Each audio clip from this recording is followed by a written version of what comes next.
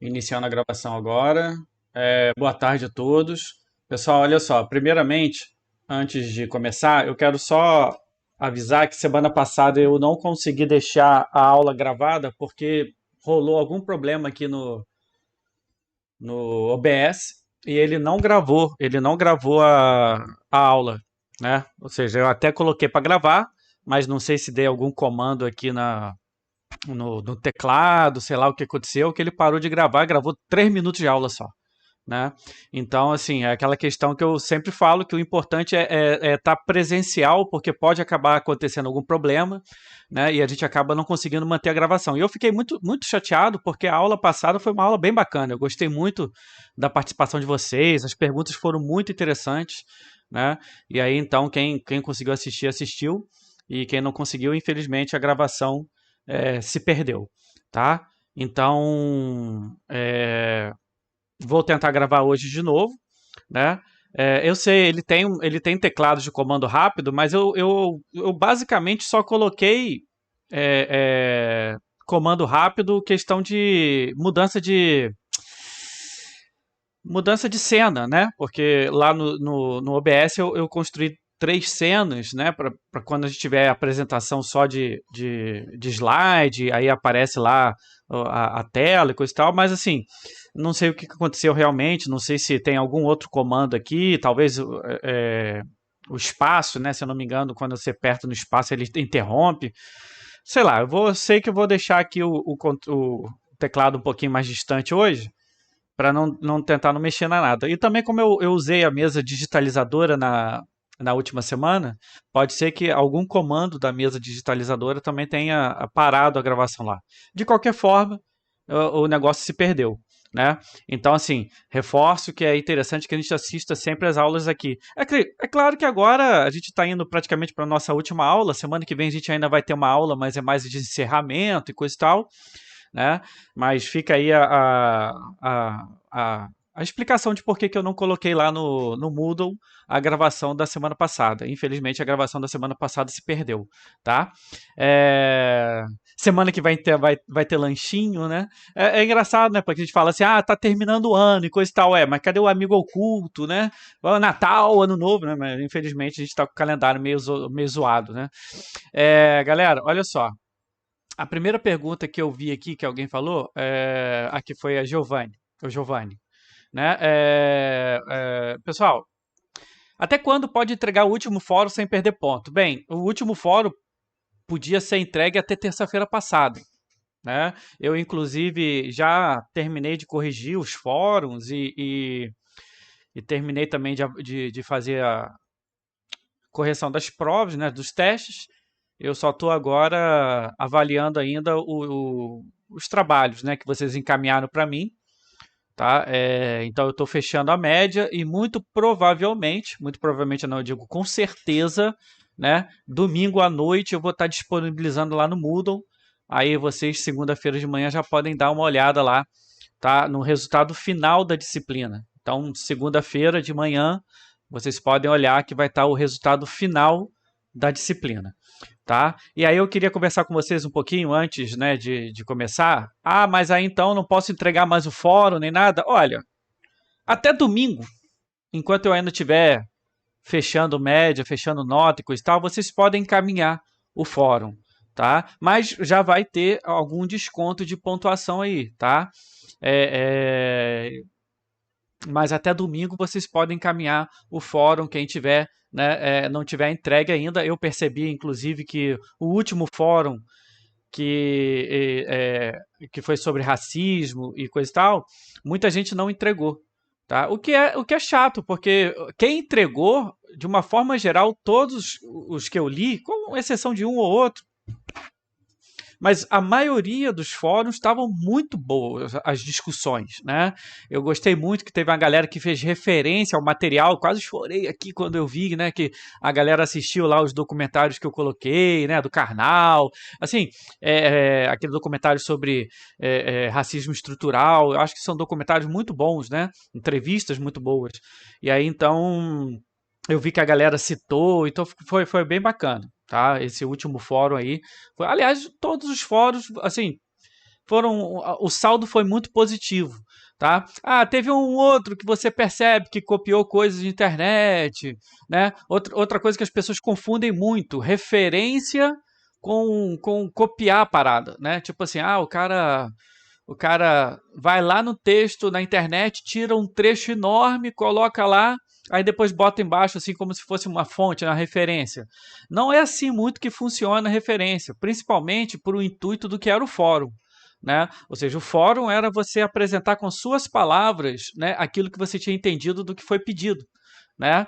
E aí, no caso, dentro desse contexto, as referências seriam para auxiliar você na construção do seu texto. Tá? Mas aí eu vi que muita gente acabou cortando, colando, e aí então a gente tem que depois, é claro, vocês estão ainda no ensino médio, mas depois vocês têm que entender direitinho, a gente pode conversar junto, né, no próximo ano, de como que funciona referências. Quando você faz citações literais, você tem que seguir uma certa ordem, né? Pode pelo menos colocar entre aspas e coisa e tal, tá? Mas de uma forma geral, os textos foram bacanas, tá? O que eu achei engraçado é que a maioria não respeitou a questão das 150 palavras, né? Tem a galera que empolgou mesmo e copiou, assim, fez um textão mesmo de face gigante, mas assim, não ligo não, foi legal, eu acho que se a pessoa, ela precisa, é claro que para nível de trabalho, por exemplo, vocês vão fazer um vestibular, uma coisa assim, quando se pede uma limitação, né, de texto, tem que seguir a limitação de texto, senão o cara lá desconta, não quer nem saber, tá? Agora, para mim, eu não liguei muito não, eu botei 150 palavras mais como um norte mesmo, tá? E de uma forma geral, quem sentiu necessidade de escrever mais, né, eu respeitei essa situação aí, não descontei ponto nenhum não nesse quesito, tá? Mas assim, de uma forma geral, quero compartilhar com vocês que os fóruns foram bem bacanas, e quem ainda está com disposição de fazer algum fórum que não fez e coisa e tal, pode adicionar ali até domingo, sendo que tem que estar ciente de que vai ter descontos, né, na pontuação. Outra coisa que eu quero conversar com vocês, né, deixa eu ver aqui. O Danilo pergunta se alguém mexe no G Suite. Se mexeram no G Suite. Ô Danilo, eu não sei te dizer se mexeram no G Suite. Tá? Eu sei que houve algumas mudanças porque eu acho que a validade lá do G Suite, a gratuidade do G Suite mudou, né? Ou seja, o Google meio que encerrou, né? E aí então as contas elas foram transferidas para aquelas contas básicas de gratuidade. Né? Tanto que, por exemplo, aqui no Meet também aconteceu a mesma coisa, a gente não consegue mais gravar nem nada, né? Porque de certa forma você precisa de, como que eu posso dizer? Você precisa de gravação, precisa de um nível, né? Ou seja, precisa de uma conta paga, premium lá para você poder gravar as paradas, tá? Voltando aqui,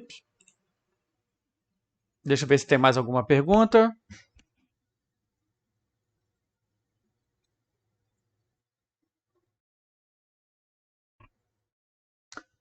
Teclas, né? De comando rápido, tá certo. Semana que vem vai ter outra prova? Foi o Yuri tá perguntando aqui. Olha só, não tem outra prova, tá? Como eu falei para vocês, devido a todos os problemas de calendário que a gente teve, chuvas, é, meteoros, pandemias, guerras e coisa e tal. Então a gente acabou tendo menos uma aula e aí eu achei por bem deixar de aplicar um teste, né? Era originalmente 3 testes e 3 fóruns. Então a gente ficou só com 3 fóruns e 2 testes. Essas 5 notas, elas vão ter peso 6, ou seja, elas vão ser responsáveis por 60% da média. Eu estou jogando lá no no Excel e o Excel faz a continha para mim, tá beleza, né? E já o teste, o trabalho em grupo que vocês estão fazendo, né? Eu resolvi manter ele com peso 4, né? Então, de certa forma, à medida que eu estou corrigindo esse trabalho, eu estou lançando lá, tá? Na planilha, tá? De qualquer forma, qualquer dúvida que vocês venham a ter sobre nota e coisa e tal, assim que eu disponibilizar lá na segunda-feira, vocês podem entrar em contato comigo, né, que aí eu respondo qualquer dúvida, tá?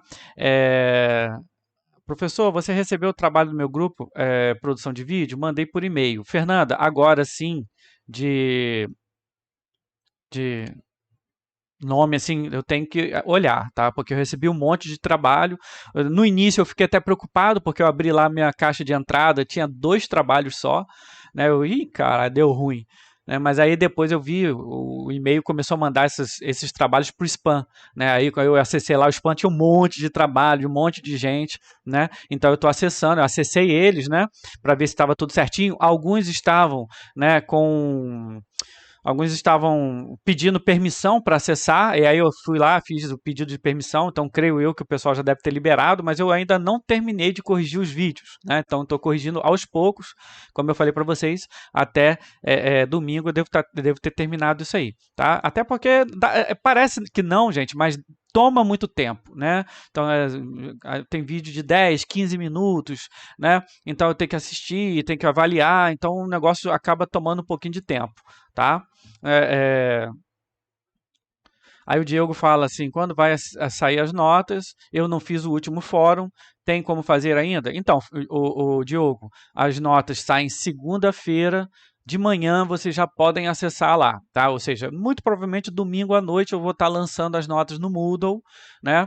E vai estar lá na pasta do Moodle, da disciplina mesmo, tá? Vai estar na 11ª semana. Vocês acessem lá e aí vocês conseguem ter o resultado final, tá?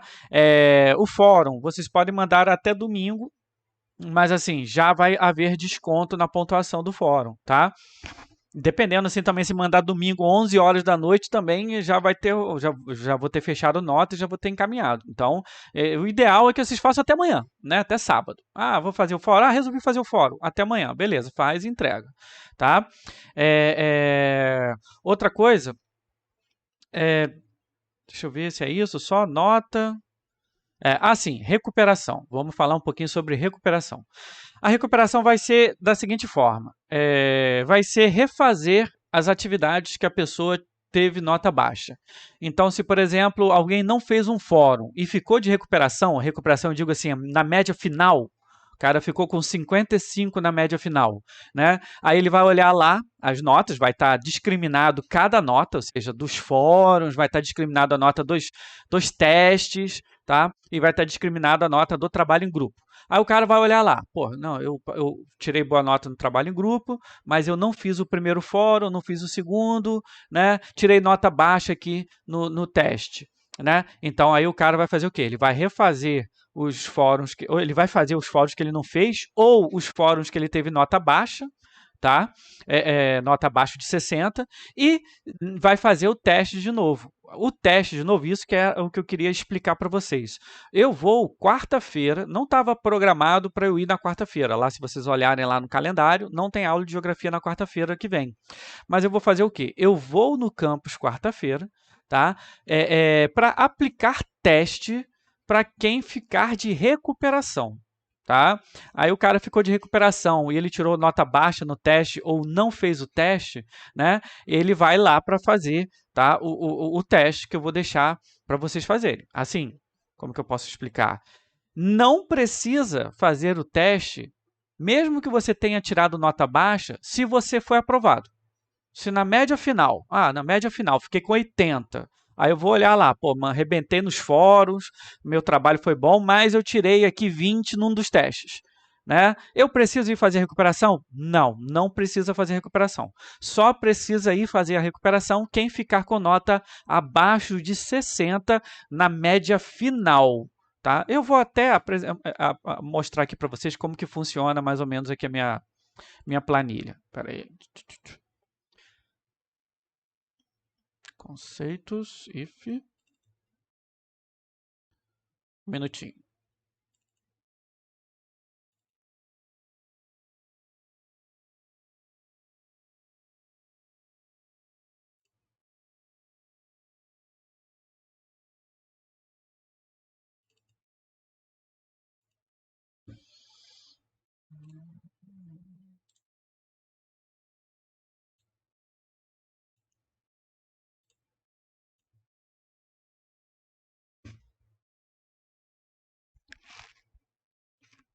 Vocês estão conseguindo ver aí, né? Eu estou apresentando aqui a planilha da turma de ADM do ano passado, né? Do primeiro ano, né?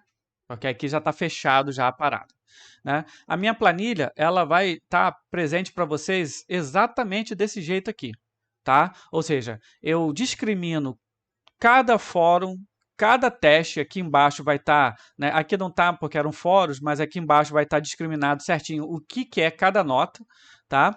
E aí vocês vão poder observar cada nota, inclusive a avaliação final, que é a avaliação em grupo, tá? E aí a gente vai ter uma média final. Tudo bem? Uma média final. Aí você pegou, bateu o olho aqui. Ah, por exemplo, aqui como aqui, tá, ó, 34. Fiquei de média final 34. Né? Aí então o que, que acontece? Estou de recuperação. Aí você vai lá olhar quais testes, né, você não fez, quais fóruns você não fez, não sei o quê, né? E aí você vai refazer lá no Moodle os fóruns que você está com nota baixa e vai na quarta-feira lá fazer o teste para poder, né, ser a recuperação. Tá? Ah, mas eu fiquei com um teste baixo, por exemplo, vocês vejam só aqui no caso da Ana Lessa. A Ana Lessa não fez um fórum, não fez o último fórum, mas a média dela foi 81. Ah, preciso refazer e coisa e tal? Não, não precisa, você já está aprovado, né? Boas férias até, né, daqui uma semana quando começa o próximo ano, tá? Então, tipo assim, de certa forma, é assim que eu vou apresentar lá para vocês. Beleza, gente?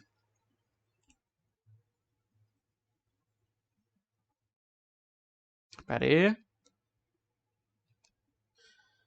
É... o Yuri lembra aqui sobre a questão do nota zero, se a pessoa, né, se a pessoa não, se a pessoa passar do limite do texto, eles deram, né? Então não importa se você está escrevendo uma obra-prima comparado, sei lá, Shakespeare, sei lá, uma das maiores literaturas do mundo, se você passou lá do limite, os caras deram. Mas aqui a gente não está fazendo isso não, pode ficar tranquilo, tá? Presente de fim de ano, vai ter ponto extra não? Presente de fim de ano? Não vai ter, Matheus. William falamos, estamos fazendo trabalho em grupo? Eu espero que vocês estivessem fazendo. Espero até que você já tenha entregue, tá, William? O Ítalo fala que o Zé é um anjo, não sei o que quer dizer com isso. Talvez eu acho que porque tô deixando entregar o fórum até sábado, vai saber. Tá. Assim, a Natália falou uma coisa importante aqui. Natália, ela fala assim: então, mesmo se quiser aumentar a nota, não pode?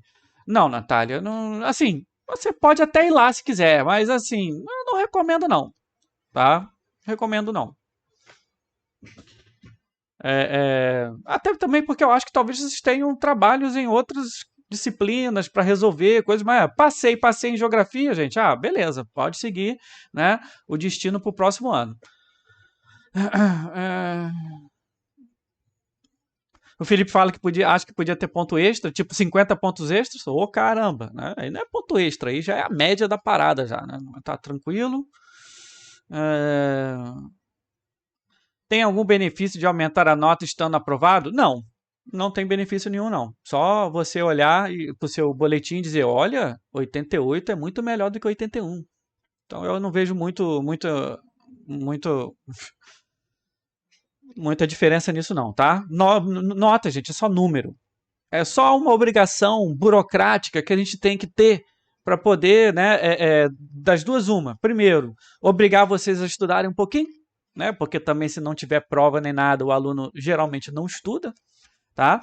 E satisfazer mesmo uma questão burocrática, né, números para a galera que gosta desse negócio, tá? Eu sempre reforço que o mais importante aqui da disciplina, assim como da escola de uma forma geral, é vocês entenderem que o que vocês estão fazendo aqui, estudar, é um privilégio, tá? E, inclusive, se a gente para e olha toda a história da humanidade, né, é impressionante como sempre foi, né, algo restrito, uma pequena parcela da população, o direito de não ter que trabalhar para se sustentar, pior ainda, para ser sustentado por outras pessoas para poder ter tempo só para estudar e aprender.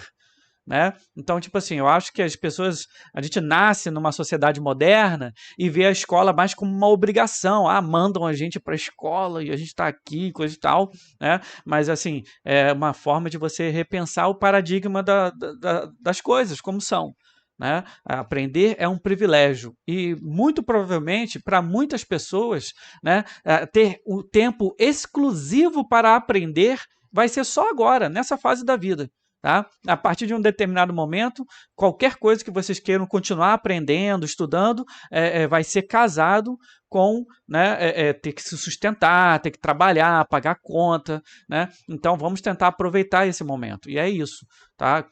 Mas é claro, nem todo mundo vai se convencer assim. Então, de certa forma, a gente tem a prova lá para obrigar o aluno a estudar. Tá? Mas não se aveste não, não faz diferença absolutamente nenhuma se você vai ficar com 81 ou se você vai ficar com 88, né, na média de geografia do segundo ano, acredite, tá?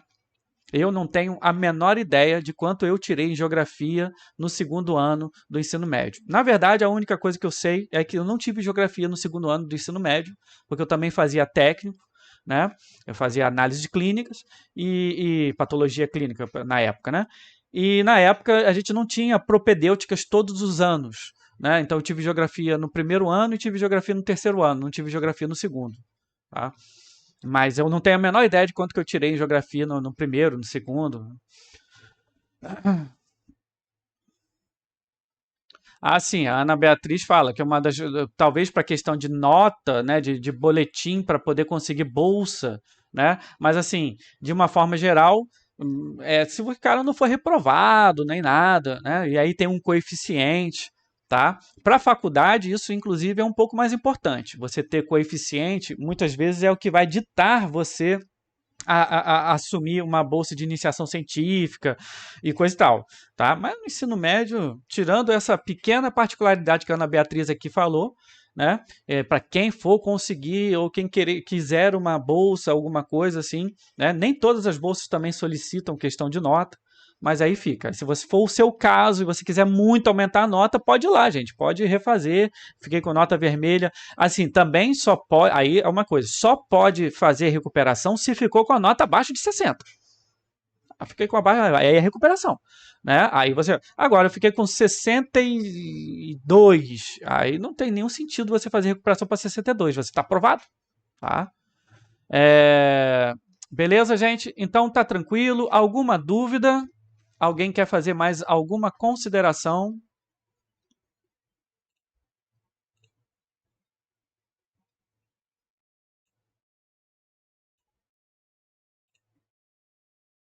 Conferir aqui, tá gravando ainda.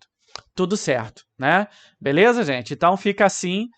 Segunda-feira, olhem lá no Moodle, nota final de geografia. Semana que vem, tá? Quarta-feira, vá no colégio, só quem estiver de recuperação, pelo menos para geografia, né? Para fazer os testes. E também se ficou de recuperação nos testes. Outra coisa também que eu creio que eu fui surpreendido positivamente é de que as notas gerais do teste foram até satisfatórias, foram boas, dado a dificuldade do teste, né, eram todas questões de vestibular, e dado até a questão da pessoa estar muito tempo mesmo sem, né, fazer testes desse jeito. Né, então eu acho que até foi positivo isso também. Tá? Tranquilo como esquilo. Exatamente. Pessoal, vamos lá. Semana passada a gente falou um pouquinho sobre urbanização, tá? Tomando como base a questão, né, do trabalho que vocês fizeram e coisa e tal. Tá? Eu reforço aqui que essa parte de urbanização é um assunto muito cobrado em vestibulares e coisa e tal. Então fica a dica que é interessante vocês darem uma estudada, darem uma olhada no livro, né, darem uma lida, vários conceitos, né, que são importantes. A geografia urbana a gente não teve tempo de discutir, né? Ou seja, a gente não falou sobre conurbação, a gente não falou sobre área metropolitana, sobre diferença de município para cidade, definição de cidade, sítio urbano. Então, a gente não conseguiu falar muito sobre hierarquia urbana. Então, são conceitos que são muito importantes de vocês darem uma olhada lá, tá? Antes de encerrar o ano. Então, assim, é a parte de vocês. Como eu falei, infelizmente, a gente tem que fazer algumas seleções, algumas coisas a gente pode trabalhar, outras coisas não dão tempo de trabalhar. De qualquer forma, eu vou disponibilizar na semana que vem uma videoaula que eu fiz no ano passado sobre urbanização. Tá lá no meu canal do YouTube, né? Então, eu vou disponibilizar a videoaula. A videoaula eu apresento todos esses conceitos que eu falei aqui para vocês, que são muito importantes. É uma videoaula grande, porque foi no primeiro ano de pandemia, eu estava super empolgado e estava gravando videoaulas de 2 horas, né? E aí até os alunos pediram arrego, pediram, pelo amor de Deus, faz videoaulas menores e coisa e tal, né? E aí, mas ainda estava naquele nível, então, tipo assim, vou deixar como material extra para vocês acessarem, se vocês quiserem, tá? Para vocês poderem ter uma aula específica dos conceitos de urbanização. Como eu falei para vocês, é muito importante que vocês estudem isso aí, tá? Então vai estar lá bonitinho, disponibilizado para vocês assistirem a videoaula, tá? Então não vai ficar essa lacuna, tá? Nesse material aí, tá? Hoje, o que eu 2 horas, o pessoal já quer 2 horas, não, 2 horas, tá? Mas tá uma videoaula legal, ficou bacana. Eu curti, entendeu? Assim, eu acho que você assiste ali em uma velocidade meia, né? Nem fica 2 horas, fica 1 hora e 20 minutos, 25 minutos, né? Fica legal, tá? Para quem consegue assistir negócios em velocidade aumentada. Eu, particularmente, não consigo. E eu nunca recomendo que alguém faça isso. Eu tenho certeza que isso vai dar algum treta no cérebro das pessoas. Ficar assistindo vídeo em 2 vezes, 1 vez e meia. O negócio é tenso isso aí. Mas vamos lá. Hoje, a minha proposta com vocês é a gente discutir um pouquinho sobre espaço urbano. Tá? Ou seja, então a gente vai ter um tempinho para falar um pouquinho sobre espaço urbano hoje. Tá? E eu vou falar especificamente sobre o espaço urbano brasileiro, que eu acho que é o mais importante aqui na hora de discutir, tá? Sobre as questões do campo. Tá? Tem muita treta que rola no campo, muita treta. O Brasil hoje é assim, se a gente reclama das leis, e se a gente reclama sobre os problemas da justiça, né, na cidade, posso dizer para vocês com toda a tranquilidade do mundo que no campo as coisas são muito piores. Tá? Vale lembrar que o Brasil hoje já não é mais um país rural. Quando eu falo assim que o Brasil não é um país rural, é porque boa parte da sua população já não vive mais no campo. A gente pode dizer aí que menos de 10% da população brasileira ainda vive no campo. Tá? Então, assim, sempre lembrando que cidade, para a definição brasileira, é geralmente aquela sede administrativa de um município. Tá? Então, no Brasil, ao contrário de outros países, porque em outros países se define cidade geralmente pelo tamanho do número da população da cidade. Tá? Então, por exemplo, um aglomerado de 10 mil pessoas. Em alguns países não são considerados cidades, né? Ou seja, é vila, né? Uma coisa assim, entendeu? Mas no Brasil, a definição oficial é de que a cidade é a capital, é o centro administrativo do município.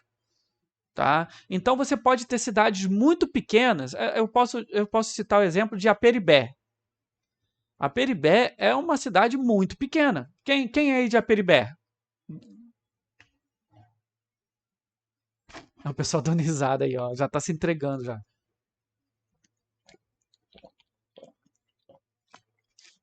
Nós não temos legítimos representantes de Aperibé? Tadinho da minha cidade. Eu já ia falar já agora. Será que não tem internet em Aperibé e a galera não está acessando minhas aulas?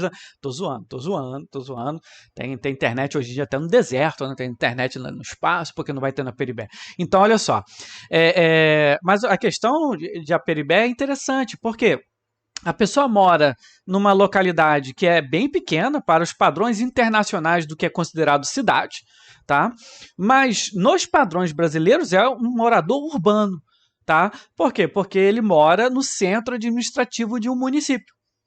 Tá? E aí vai lembrar, professor, mas não estou entendendo. O que é município? Município, ele é... Deixa eu ver se eu pego aqui a caneta aqui. Eita, nós. O município, ele é uma unidade territorial. Então, vejam vocês. Você pode ter um município,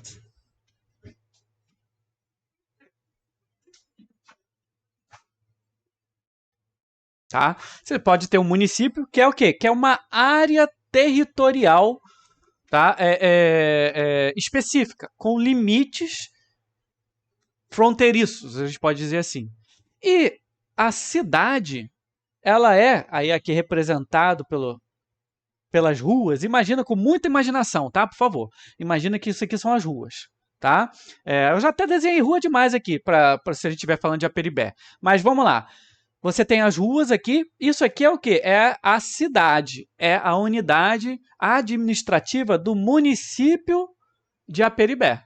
Então, se você vai sair do município, você pega uma estradinha e vai lá para outra cidade. Vamos lá, aqui vai, de caso, Pádua. Então, você tem duas unidades administrativas, tá? Você tem o município de Pádua, você tem o município de Aperibé.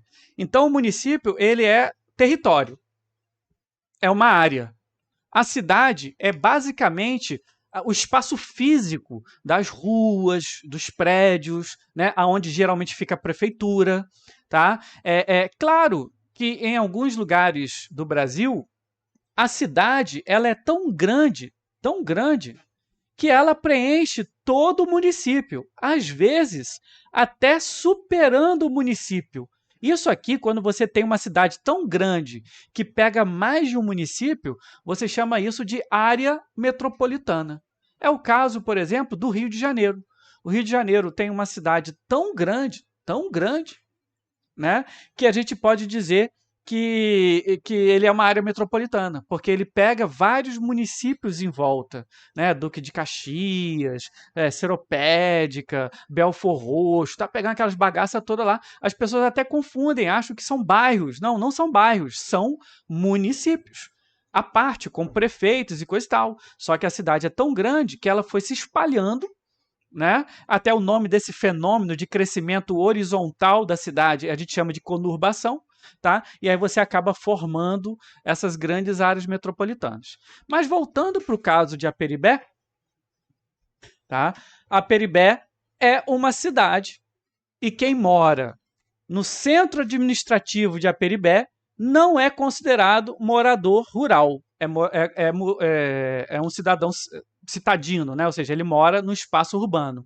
Essa questão do Brasil ela é interessante, porque se você inclui todas as unidades, né, administrativas dos municípios, são 5.000 e blau municípios no Brasil, né, você acaba colocando mais de 80% da população vivendo em cidades.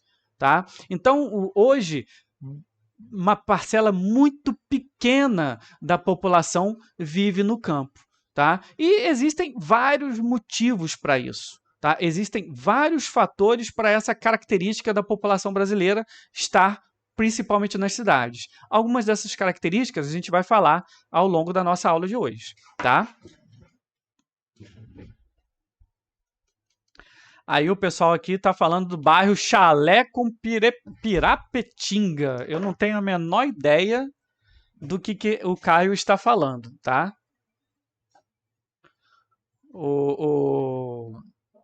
Maria, espero que não fique ofendida nem nada, não. A Peribé é uma cidade muito bacana, tá? Gosto muito dela. Ali, todos os 3 minutos que eu levo para atravessar a cidade é bem bacana. Pelo menos a Peribé ele conhece. Então, olha só, pessoal.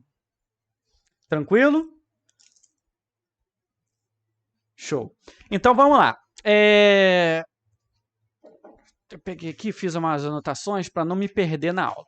Acho que eu fico aqui falando à toa e a gente acaba... Ótimo. Vamos começar a aula de espaço rural falando um pouquinho sobre a importância da agricultura na história, da humanidade, né? Vale lembrar que quando a gente diz sobre a agricultura, sobre o modo de produção agrícola, tá? Como eu expliquei para vocês no início do nosso ciclo, tá? Ela foi responsável por uma das maiores revoluções da história da humanidade, né? Ou seja, até uns 10, 15 mil anos atrás, o ser humano era basicamente caçador-coletor. Tá? Há 10 mil anos atrás, 10, 15 mil anos atrás, no final da última era glacial, o ser humano dominou a técnica agrícola. Isso foi responsável por uma grande transformação, tá, da própria civilização humana. Tá? Porque esse novo modo de produção permitiu pela primeira vez que o ser humano se assentasse, ou seja, que se fixasse em uma determinada região. Tá? A produção agrícola permitiu que o ser humano começasse a produzir alimentos para além das suas necessidades. Tá? Então, começou a haver, né, como que eu posso dizer, um excedente de produção, o que permitiu a estratificação social. Ou seja, logo começaram a surgir as diferentes classes sociais. Tá? Os clérigos, surgiram os administradores, os políticos. Então, logo você começa a ter a formação dos impérios. Tá? É claro que isso também acaba mudando a relação do ser humano para com a terra. Até então, a terra ela não tinha dono. Né? Por quê? Porque você transitava pelo mundo buscando recursos, tá? E não tinha por que você ser dono de uma terra, porque você tinha que migrar de tempos em tempos. Então não existia por que você dominar um determinado espaço, tá? Com o desenvolvimento da agricultura, a relação do ser humano com a terra também muda bastante. Por quê? Porque o seu sustento depende diretamente da produção da terra. Tá? Então, durante milênios, a gente pode dizer milênios, o poder esteve associado ao domínio da terra. Tá? E logo, com o passar do tempo, você vai ter a formação de uma grande aristocracia que vai ser a que domina a terra. Tá? Isso tudo fica desse jeito, tá? Até o século XVIII.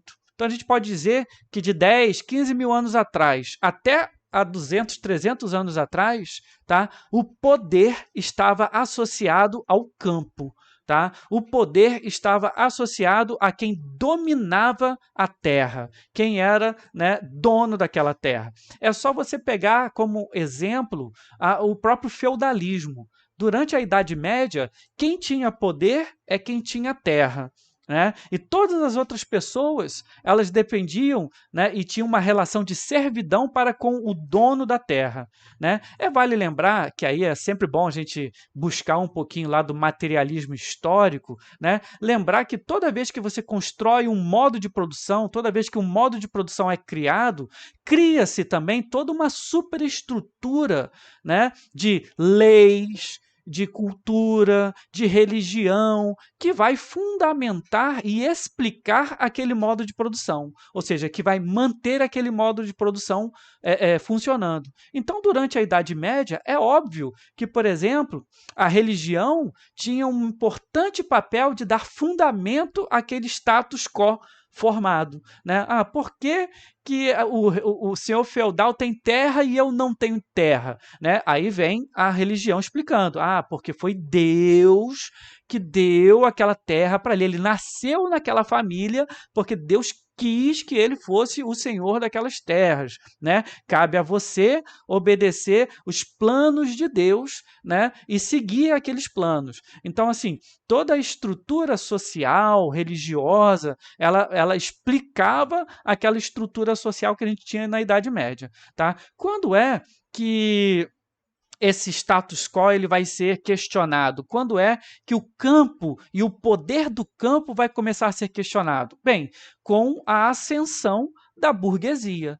Quando essa classe que vivia nos burgos começou a acumular riqueza via comércio, né, logo essa classe e a aristocracia rural vão iniciar, né, um choque inevitável. Tá? E é interessante, como eu falei para vocês, a cada nova mudança de modo de produção, você também tem os teóricos, e você tem as leis, e você tem a religião que vão começar a criar fundamentos para aquele novo modo. Né? Então, a gente vai ter ali no século XVI, XVII, o surgimento dos primeiros grandes teóricos que vão fundamentar o novo mundo, né? Esse novo modo de produção pautado muito mais no comércio do que na agricultura. E vai começar a haver também questionamentos sobre o poder de quem tem a terra. Né? Aí você tem, né, Hobbes, você tem o próprio Adam Smith. Né? Adam Smith, aliás, ele é um grande crítico de quem? Dos fisiocratas. Né? Fisiocratas que eram teóricos, né, ali franceses, que conferiam a riqueza ao trabalho, não diretamente a ter terra, ao trabalho, mas é trabalho associado à terra. Né? É isso que os fisiocratas falavam. Não, a riqueza realmente vem da terra, mas vem do trabalho na terra. Né? Adam Smith ele pega essa teoria fisiocrata e ele diz, não, né, a riqueza não precisa ser só vindo da terra, do trabalho na terra. Ela pode vir de outras coisas, como, por exemplo, o comércio, que não vem de um trabalho diretamente sobre a terra. Né? E aí, então, Adam Smith cria a base da sua teoria, que é a riqueza proveniente do trabalho. Quando gradativamente vai se criando essa diferença, né? E aí sempre vale lembrar que essa diferença é uma forma também de justificar, né, a ascensão da burguesia. Tá? E aí, quando eu estou falando isso, não é que foi feito de caso pensado, tá? Não é que Adam Smith sabia, não, olha só, a burguesia aqui está crescendo, vou escrever aqui para eles. Não, ele estava escrevendo sobre o mundo que ele vivia naquele momento. Tá? E é óbvio que aquela teoria que ele estava escrevendo ali caía como uma luva para aqueles comerciantes que estavam ali. Né? Vale lembrar, inclusive, que o próprio conceito burguesia ainda não existia no século XVI, XVII. Né? Esse conceito ele vai ser criado depois, por Marx, né? Para definir uma classe social. Tá? Mas o fato é o seguinte, ali entre o século XVI, XVII e XVIII, você vai ter toda essa mudança, tá, de paradigma, dissociando a riqueza da terra para a riqueza proveniente do trabalho. Tá? E aí o que acontece? Pela primeira vez, quando você tem o surgimento da Revolução Industrial, pela primeira vez na história, a riqueza e o grosso da riqueza, lespa, né, ele vai vir não de uma atividade diretamente ligado à agricultura, não ligado diretamente ao campo. Então a gente pode dizer que ali no século XVIII vai haver uma inversão. Até então, cidade e campo já existem há milhares de anos, são invenções muito antigas do ser humano. A gente pode dizer que, por exemplo, que desde que se criou a agricultura, as primeiras cidades surgiram, mas sempre houve uma relação em que o campo tinha mais poder do que a cidade, né? Porque era do campo que vinha tanto a riqueza quanto o poder político. Só que a partir do século XVIII, com a Revolução Industrial, com a ascensão da burguesia, pela primeira vez, a gente vai ter uma inversão desses valores. A cidade vai ser o local da produção, a cidade vai ser a origem da riqueza, e o campo ele vai perder força, tanto econômica quanto política. Com o passar dos anos e com o aumento da produção industrial, a gente pode dizer, inclusive, que o campo vai começar a se adequar às regras da cidade, às regras do capitalismo. Tá? E aquele antigo poder que tanto era, né, importante, ele vai declinando em relação à ascensão dessa nova classe. Então, gente, é importante que vocês entendam isso. E se vocês não entenderam, podem perguntar, tá? Mas é importante que vocês entendam que na Europa, tá? Na Europa, você teve ali no século XVII e XVIII um conflito entre classes sociais. Uma classe que mandava, que tinha muito poder, né, que era a aristocracia, e uma classe que estava muito endinheirada, mas que não tinha poder político, que era a burguesia. E ali no século XVIII você vai ter a ruptura, que vai ser uma ruptura, inclusive, dramática. Né? Primeiro, algum tempo antes, a Revolução Gloriosa na Inglaterra, mas depois, principalmente, na Revolução Francesa. Né? Em 1789 é quando você vai ter efetivamente essa ruptura, né, entre burguesia e aristocracia. E aí você vai ter a burguesia dando, né, a letra, mandando efetivamente nessa nova sociedade capitalista que estava surgindo. Por que, que isso é importante vocês entenderem? Porque quando a gente vier para o Brasil, quando a gente vier entender a história do Brasil, a gente vai ver que nunca houve efetivamente essa ruptura, né, como aconteceu na Europa. Tá? Por quê? Porque no Brasil, os grandes senhores, né, de engenho, depois os grandes senhores cafeicultores, né? Ou seja, os grandes proprietários de terra, eles foram, ao longo da história, né, os que mandavam e desmandavam no país. Tá? E quando o Brasil se industrializou, não é que foi industrializado por uma classe à parte, uma burguesia urbana. Não. Quem fez isso aqui no Brasil foram os senhores, né, de terras, os grandes fazendeiros. Foram eles que reinvestiram seu dinheiro, né, lá do café e coisa e tal, em indústrias nas cidades. Então, a nossa transformação modernizante, ela nunca foi uma ruptura, ela foi uma modernização conservadora, ou seja, ela conservou as antigas estruturas hierárquicas do nosso país. Tá? Então, quando você vai pegar as grandes famílias do Brasil, né, dos bancos, dos grandes empresas, dos conglomerados de empresas industriais e coisa e tal, você vai ver que todos eles, com raras exceções, têm alguma hereditariedade com aqueles grandes fazendeiros, com senhores de engenho, né? E se você puxar, em alguns casos, né, a árvore genealógica, você consegue chegar até antigos, né, capitanias hereditárias, né, que é a origem da nossa estrutura fundiária no nosso país, tá? Beleza, gente? Dúvidas? Um de cada vez. Calma, calma. Alguma dúvida?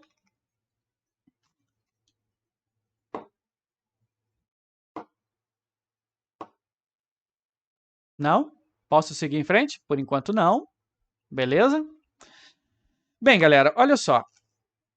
Tem algumas coisas que eu quero falar um pouquinho sobre Quando vocês forem dar uma lida lá no livro de vocês, eu recomendo ser importante vocês olharem lá as questões de sistemas agrícolas, né? Olharem lá a questão de tipos de agricultura, itinerante, irrigada, sedentária. São conceitos que são interessantes de vocês, né, terem associados. Tá? Mas como a gente tem um tempo curto aqui, eu vou direto ao ponto que, para mim, né, é o que mais é cobrado em vestibulares, né, de certa forma, que é cobrado, tá, nas provas aí da vida. Tá? Que é também o que diretamente está associado ao conflito de terra que a gente tem hoje no Brasil. Tá? E o que é? O que é mais importante, que é mais cobrado? Que é a nossa estrutura fundiária. Tá? Ou seja, a estrutura fundiária brasileira. Quando a gente fala sobre estrutura fundiária, o que é a estrutura fundiária? Ela é basicamente a divisão de propriedades rurais de um determinado território. Tá? Espera aí que o Yuri está falando uma coisa aqui. Ó. Ouvi falar uma vez que esses grandes fazendeiros têm bastante poder político hoje em dia e que algumas coisas que acontecem no Brasil levam a decisão deles. Tem algum fundo de verdade isso? Olha só, o Yuri, a sua pergunta, a sua consideração é muito interessante. Por quê? Porque na história do Brasil, a gente pode dizer que ter terras sempre foi uma coisa muito importante, porque além de você ter um poder econômico associado àquelas terras que você está produzindo, você também teria, de certa forma, um grande poder político. Tá? Vale lembrar que ainda hoje, em algumas regiões do Brasil, né, como por exemplo o Nordeste, a região Norte e até hoje em dia também, mais recentemente, a região Centro-Oeste, né, você ser dono de uma grande propriedade, geralmente você acaba se tornando também dono de todas as almas, de todas as pessoas que vivem naquelas terras. Né? Aliás, existem bons trabalhos que fazem analogia né, da nossa história agrícola com o feudalismo, né? Aliás, isso é um intenso debate na academia entre historiadores. Eu assisto esse debate mais de fora, não sou um especialista, não sou um historiador nem nada, mas para mim faz muito sentido, né? Ou seja, ao longo da história do Brasil, tá, os grandes fazendeiros, donos, né, de latifúndios absurdamente grandes, né, eles conseguiam controlar as pessoas que trabalhavam para eles, que de certa forma obtinham a subsistência deles no trabalho da terra daquele, né, senhor, né, latifundiário. E outra coisa, muitas das vezes o cara trabalhava para o senhor, né, para o latifundiário, mas o latifundiário, que tinha terras absurdamente grandes, ele dava uns pedacinhos de terra, assim, dava não, emprestava uns pedacinhos de terra para o cara que está trabalhando ali, para o cara poder plantar ali o alimento dele.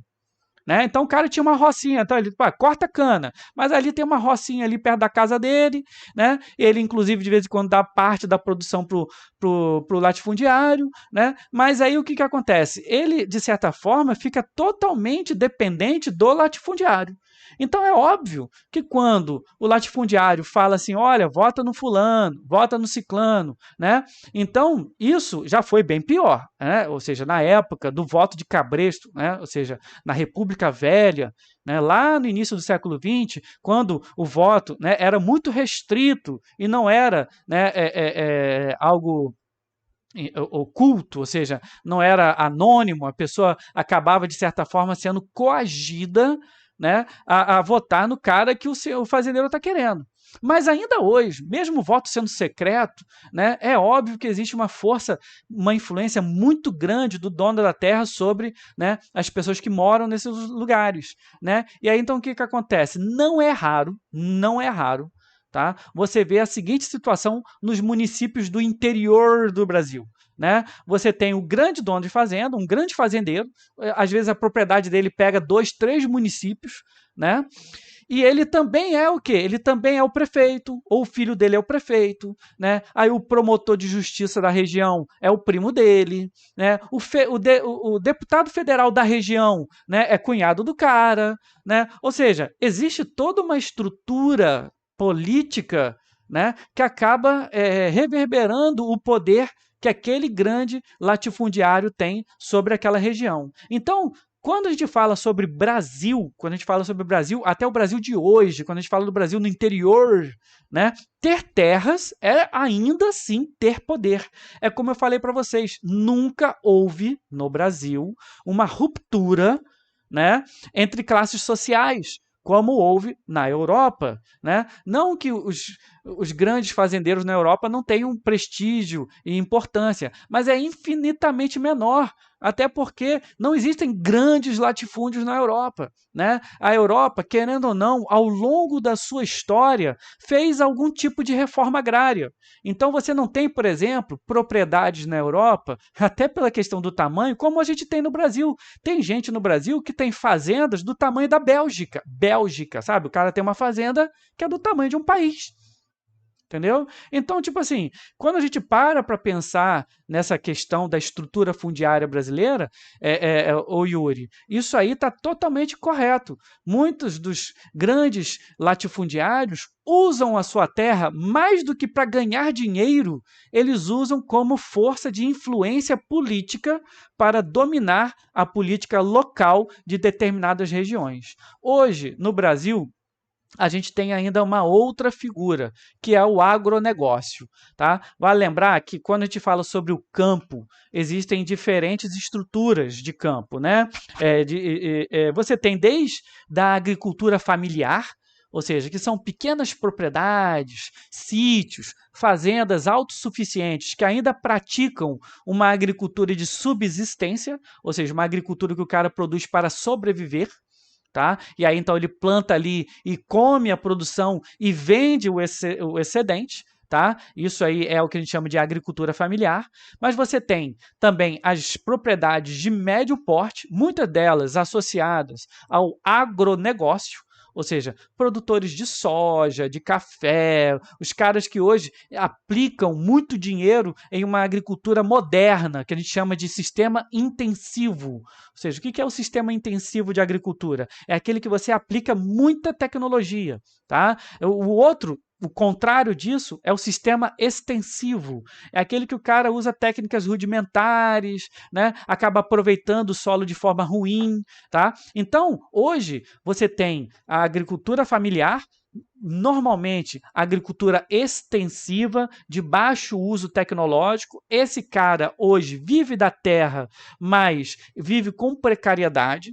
Tá? É o caso muito que a gente vê ali na região de Pádua, tem muitos pequenos proprietários que estão subsistindo, eles tentam sobreviver, mas o que acontece? Graças ao grande negócio, o grande agronegócio, que produz em grande escala, né, os preços dos produtos caem, o que é bom para o consumidor final, mas é horrível para o agricultor familiar.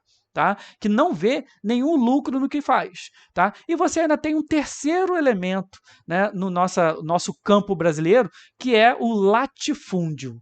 Tá? O latifúndio são o quê? São essas imensas propriedades. Muitas delas não produzem nada, são latifúndios improdutivos. Né? Mas esses caras têm esses imensos latifúndios, eles vêm da onde? Eles vêm, se você for buscar, que eu falei, for buscar, eles não compraram essas terras, eles não lutaram para essas terras. Na verdade, eles herdaram essas terras, né, de épocas em que o Brasil vivia, né, a questão de terras devolutas, que eram terras, né, os sistemas de cismarias, que eram doações de terra, principalmente ainda da época da coroa, para proprietários aqui da região. Então você tem essa divisão de propriedades no Brasil, né? Agricultura familiar, pequenas propriedades, propriedades de médio porte, muitas associadas ao agronegócio, né? E os grandes latifúndios, tá? Esses grandes latifúndios existem por quê? Existem porque são caras que receberam isso ao longo da vida, ao longo de gerações, e que têm muito poder político. Tá? Quando a gente olha o Congresso Nacional, existe hoje a bancada ruralista. A bancada ruralista hoje, ela se divide entre esses dois membros, né? Os membros do agronegócio, que cresceram em lucro nos últimos anos, tá? E os grandes latifundiários. Normalmente, os interesses desses dois, né, dessas duas figuras, eles são semelhantes. E é por isso que muito da estrutura financeira do Brasil hoje é toda voltada para manter essa estrutura que a gente tem. Tá? Quem se lasca? Quem se lasca, né, no campo brasileiro? O agricultor familiar, né, e o campesinato, ou seja, aquele trabalhador rural que não tem terra. Né? Por quê? Porque como ele não tem terra, ele está sujeito a todas, né, aos desmandos, né, dos latifundiários, aos desmandos, né, e às desventuras do agronegócio. Tá?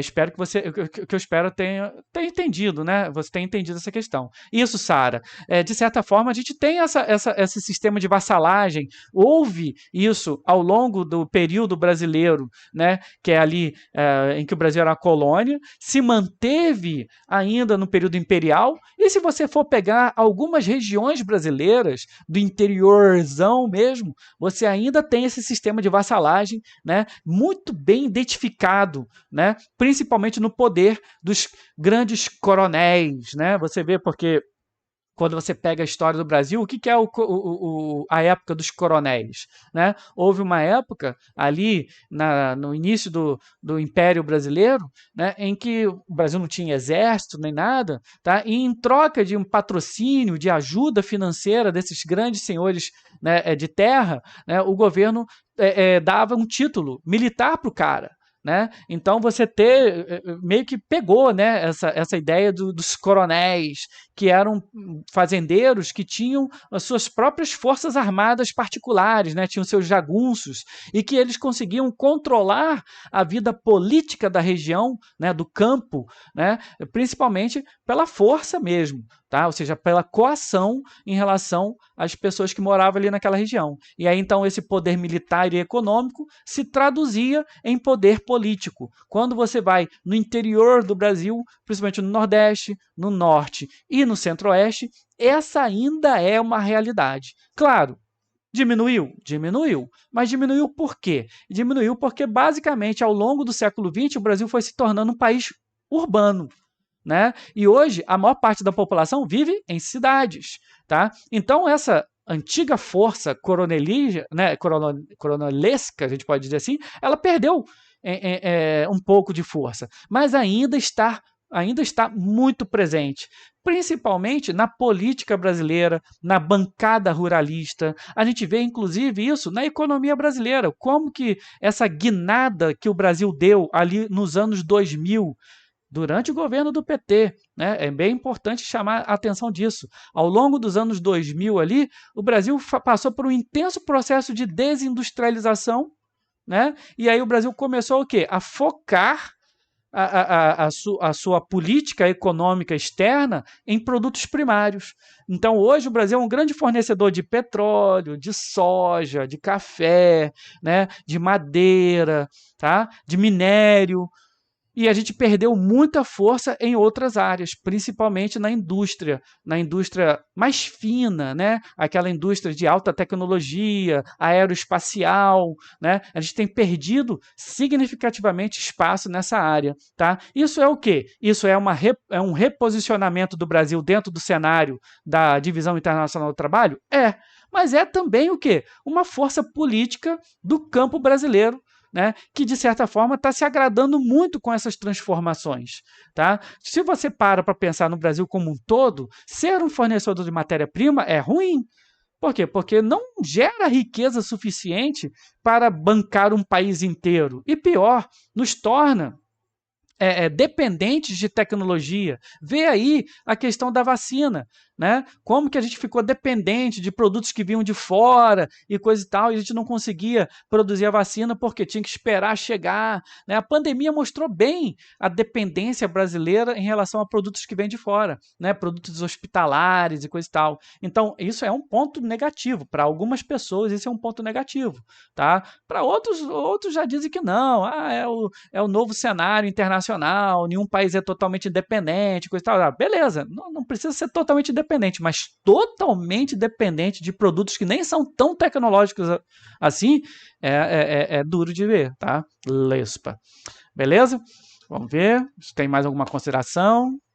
Alguém? Mais alguma consideração? Posso seguir em frente? Então, o que é a estrutura fundiária de um país? É a divisão de terras que tem, né, o território. O que a gente pode dizer, e aí deixa eu ver se eu consigo mostrar para vocês, a nossa estrutura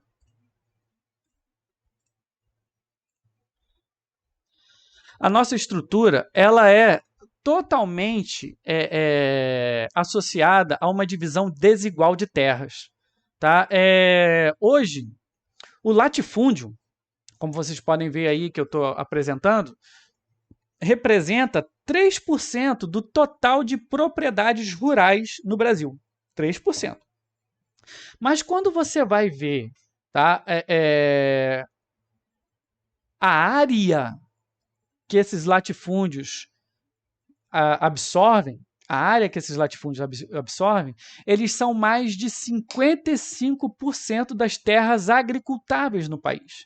Então vejam vocês, são 3% das propriedades rurais, mas 55% da área agricultável do país. O outro extremo desse ponto são, né, as propriedades familiares, a agricultura familiar, que hoje representa 86%, tá, das propriedades, tá? Mas quando você vai ver a área que essas propriedades ocupam, são 21%.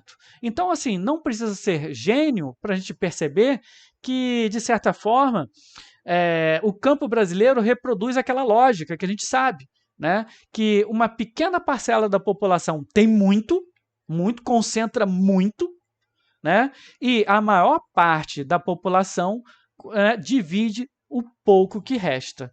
Tá? Então, o campo brasileiro acaba se tornando uma representação física, visual, tá? Da desigualdade que a gente tem no nosso país. Tá? Aí a pessoa pode dizer assim, pô, professor, mas qual é o problema? Né? O problema é que a maioria desses latifúndios, e como eu falei para vocês, quando eu estou falando de latifúndios, eu estou falando de propriedades absurdamente grandes, tão grandes que elas nem produzem nada. Né? Ou seja, elas não produzem nada. Né? Então você ainda tem os latifúndios que produzem? Tem, mas a maioria são latifúndios improdutivos. Né? Ou subaproveitados. O que é um latifúndio subaproveitado? O cara, para dizer que não está fazendo nada na terra, ele joga uns boizinhos lá, né? Ou seja, ele corta floresta, ele corta mata, né? Faz pasto e planta boi. Bota lá meia dúzia de boi, aí os boizinhos ficam lá, andando para lá e para cá, né? E aí o que acontece? Ele está dizendo, não, estou usando a terra aqui, pasto, né? Tá aqui, ó, estou plantando boi.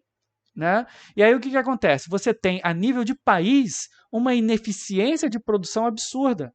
Tá? Outra questão é a seguinte: quanto maior for a desigualdade fundiária do país, né, mais você acaba tendo migração para as cidades. Nos anos 60,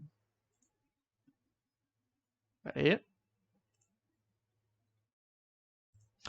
nos anos 60, quando o Brasil iniciou um processo de urbanização, né, quais foram as principais causas do êxodo rural? Quais foram as grandes causas do êxodo rural?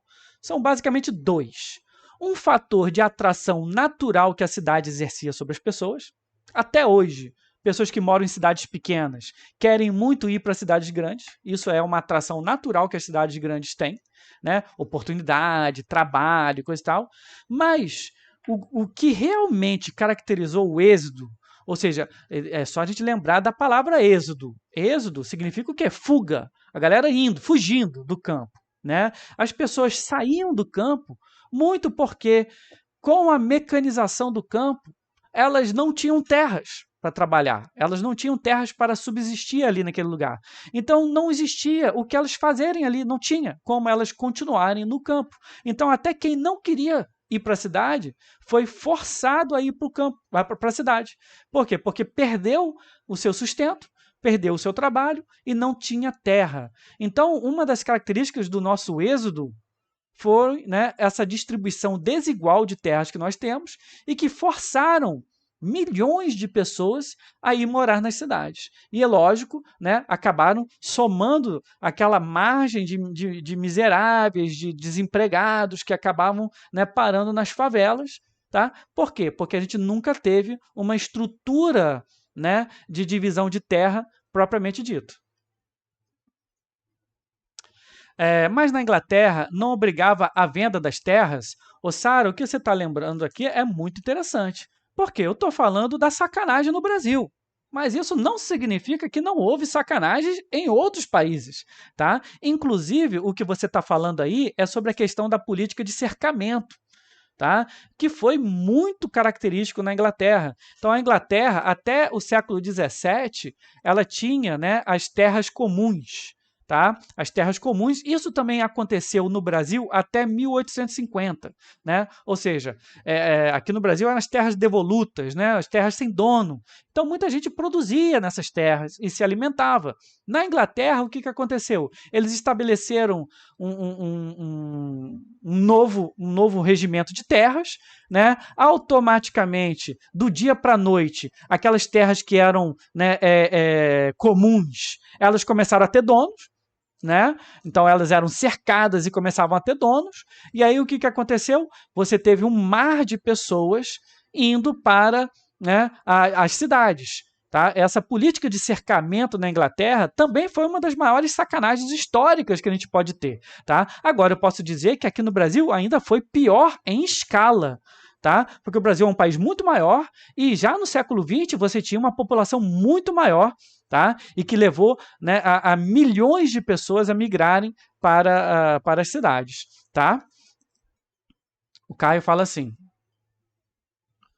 hoje em dia, o único jeito de manter uma terra pequena ou média é com gado. É o que o Caio está falando. E nem todo mundo que tem essas terras né, essas pequenas terras têm condição de manter o gado. Então é questão de tempo até que a galera com dinheiro tenha terras, né? Então, ô Caio, o que você está levantando é interessante. É gado, mas também qualquer outro tipo de produção.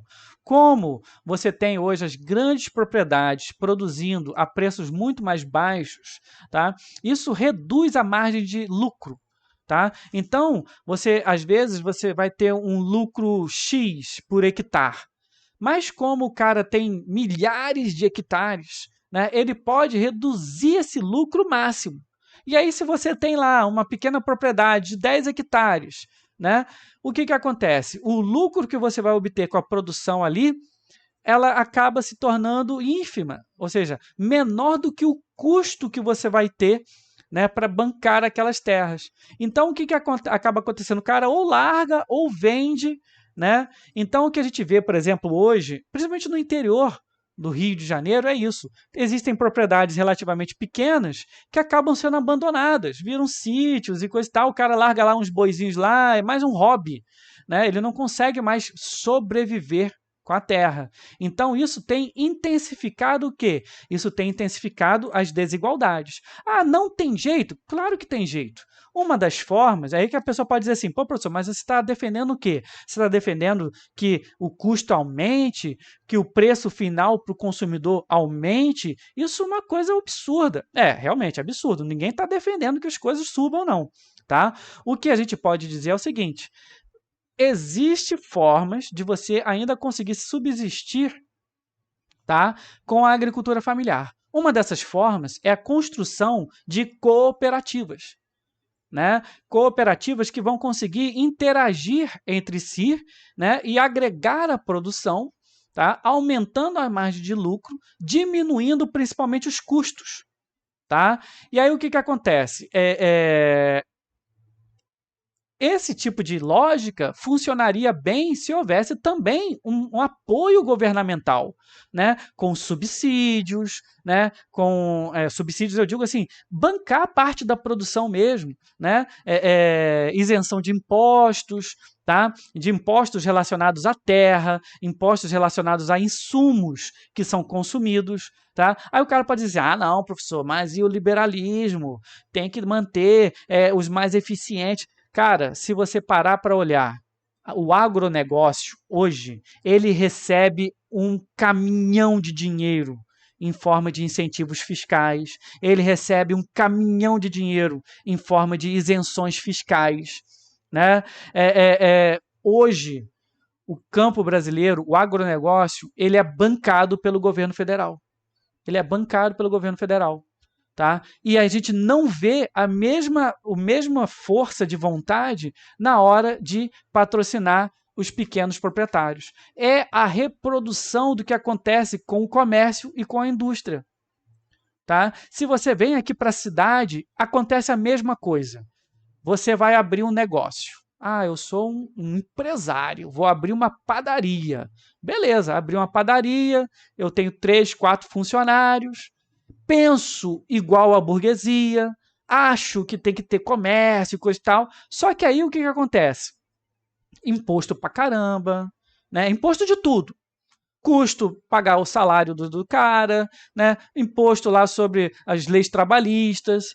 E aí você começa a dizer, porra, tô me lascando, o governo é ruim, não sei o quê. Agora, quando você vai olhar o grande negócio, a empresa, a fábrica, ela tem tudo isso isentado. Ela tem tudo isso isentado. Ela não paga IPTU, ela não paga vários impostos municipais, estaduais. Muitas das vezes ela recebeu de graça o terreno. Tá? Por exemplo, a fábrica da Toyota, se eu não me engano, em Resende. A fábrica da Toyota, quando a Toyota falou assim, quero construir uma fábrica no Brasil, houve uma luta entre vários municípios para ver quem ia receber essa fábrica. Basicamente, Resende deu o terreno de graça, sabe? Que estão aqui milhares de metros quadrados supervalorizados para você, de graça. Isentou a fábrica de 20 anos de impostos, né? 20 anos de impostos, né? Para a fábrica se instalar lá. Agora, vai você abrir uma padaria em Resende. Você vai ter isso? Vai ganhar o terreno de graça? Vai ter isenção? Não, não vai. Aí a pessoa pode dizer assim, pô, professor, mas vai gerar emprego e coisa e tal. Ah, beleza, vai gerar emprego. Mas não se esqueça, quem gera emprego no Brasil hoje é o pequeno negócio. A cada 10 pessoas empregadas no Brasil, a cada 10 pessoas empregadas no Brasil, 8 trabalham em micro e pequenas empresas. Não precisa ir longe, gente. Olhem Pádua. Olhem Pádua. Pádua tem grandes empresas. Copapa, né? Empresa lá, de pedras ornamentais e coisas. São grandes empresas. Tem centenas de funcionários. Beleza. Mas compara, quem mais emprega em Pádua? São essas empresas ou são as padarias, né? Os pequenos comércios, né? As academias, né? Ou seja, os serviços prestados. É óbvio que são as pequenas empresas que servem muito mais de fontes de renda. Né? E aí o que acontece? Então, por que isso acontece, professor? Ué, porque o sistema está feito para beneficiar a elite, a pequena parcela da população que tem dinheiro. Né? Então, a gente pode dizer que é exatamente a mesma coisa que acontece no campo, até de forma mais assustadora. Né? Ou seja, a diferença de investimento que existe para o pequeno proprietário, crédito, para o cara conseguir pegar dinheiro emprestado no banco, tudo isso é ínfimo se comparado ao que o governo disponibiliza, tá, aos grandes proprietários.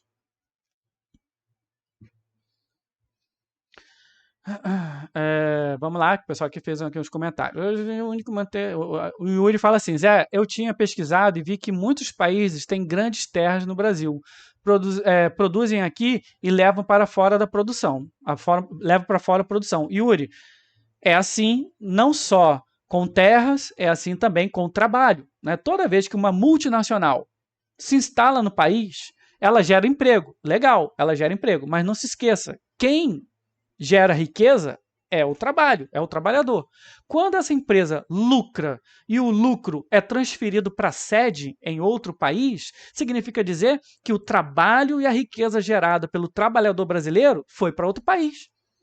Né? Então a gente pode dizer hoje que ali na década de 50, quando as indústrias, a gente estudou isso no início do ciclo, quando as indústrias elas se espalharam pelos países subdesenvolvidos, elas não foram para lá para levar riqueza para os países desenvolvidos, não, elas foram para explorar a mão de obra barata, foram para explorar recursos baratos, foram para explorar esses incentivos fiscais baratos, né, para depois levar o lucro gerado nessas empresas para lá.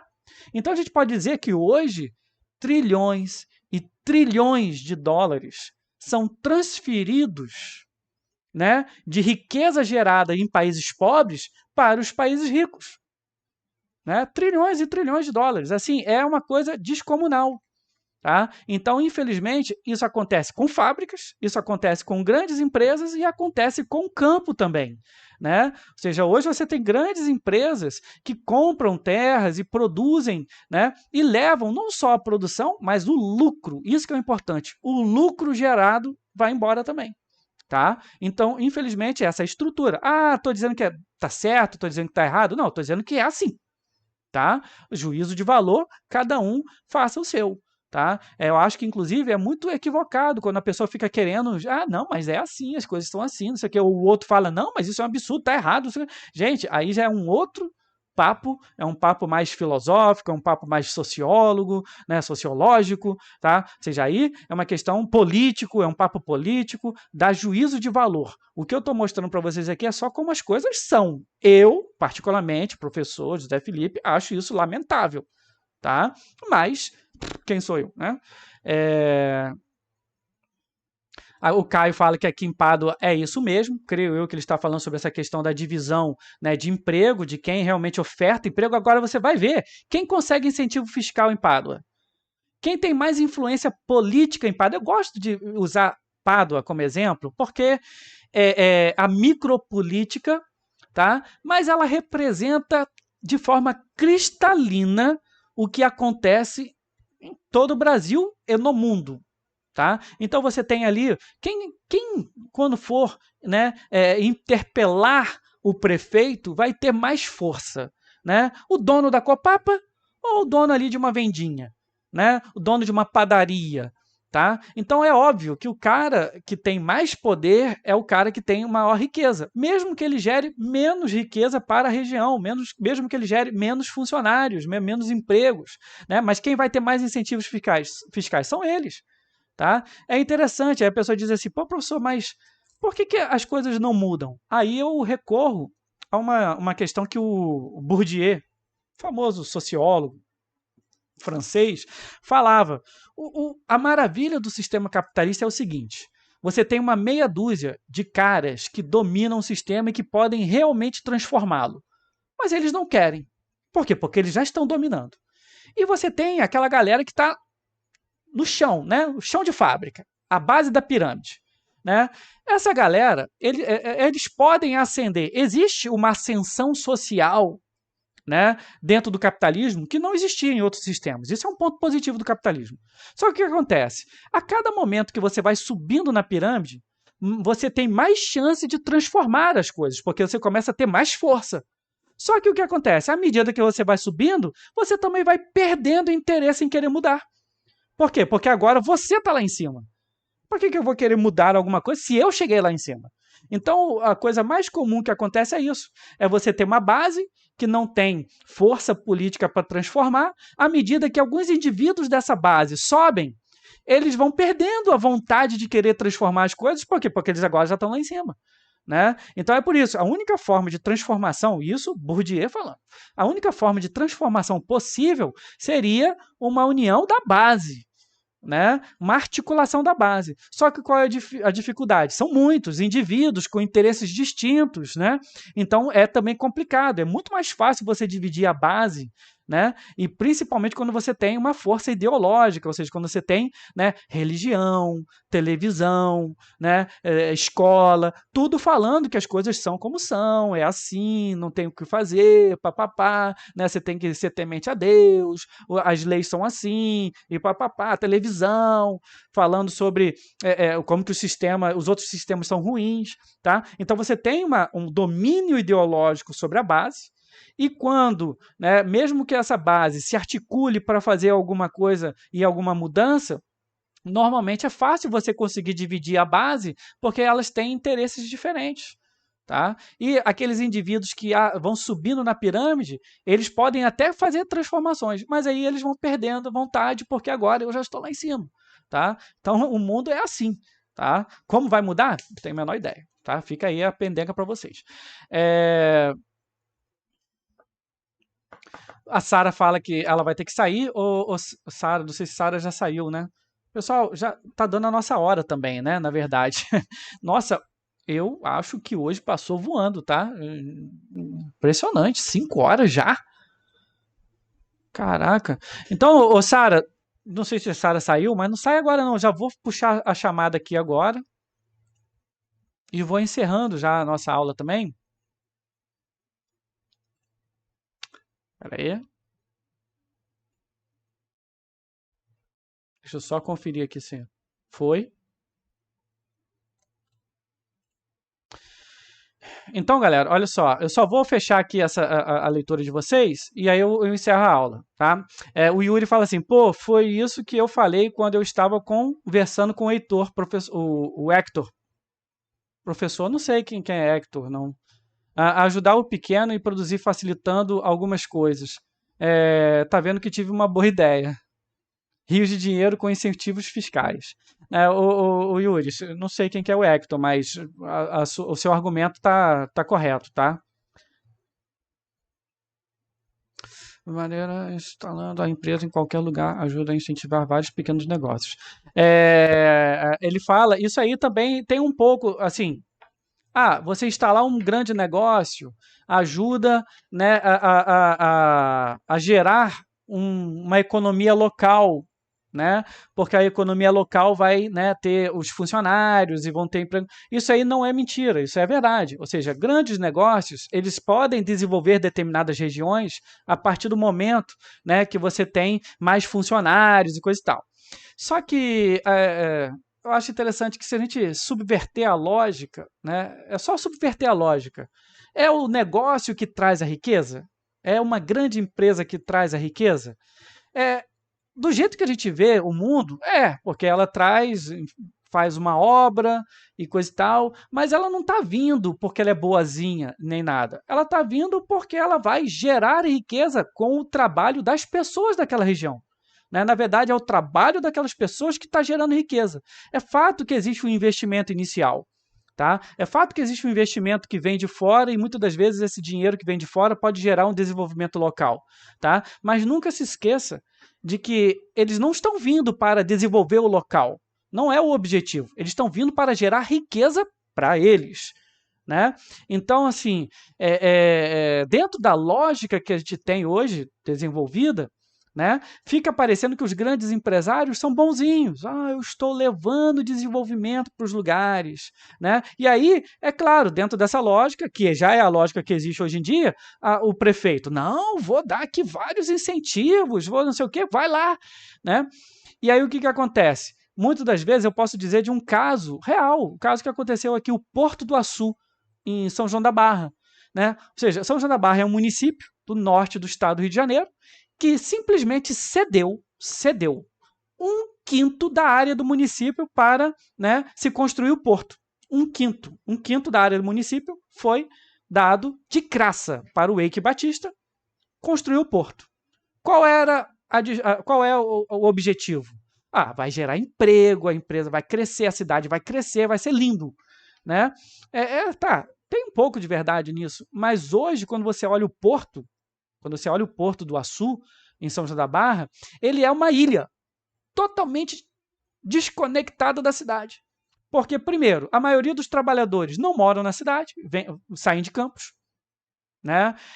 Os funcionários que trabalham não são da cidade, ou seja, não existiam pessoas qualificadas na cidade para poder trabalhar lá, então elas vêm de vários outros lugares do Brasil e até do mundo para trabalhar no porto, e aí você teve uma prefeitura que cedeu uma área que nem era toda dela, inclusive várias propriedades rurais foram desapropriadas, assim, numa das maiores sacanagens da história do Estado, tá?